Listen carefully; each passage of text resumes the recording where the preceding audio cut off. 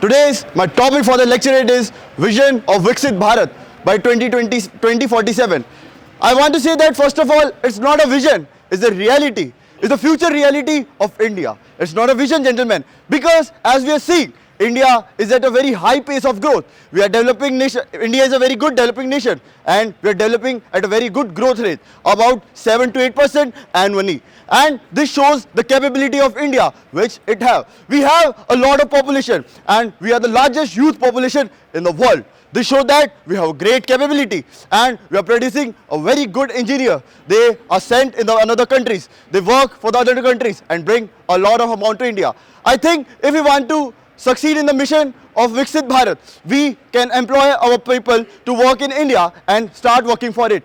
There are many initiatives which are taken by the government for the vision of Viksit Bharat. For this, we have to be reliable on the Indian product. We can't rely on the foreign peoples and on the foreign investment or for the foreign material.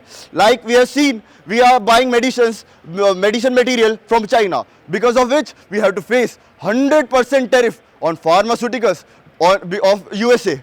This shows that relying on another country will certainly will lead for the losing of India and for not for the betterment of India. I think we should develop things on our own. We should try to develop defense mechanism in India. We have to build own engines for the India, and we have to not only develop, we have to supply them. We have to build good relations with other countries for the better relations. As we have seen, we have faced a 50% tariff from USA, which shows that relying in this geopolitical world is not fixed. There is no country who is standing for one country. It's about interest. Everybody do work, do business for their own interest, for their own personal interest. This shows that we have to rely not only on one country, we have to rely on our people, on our strategy, and on our own skills, and on our own people. This shows that we have to develop good infrastructure. We have to build good material, and we have to build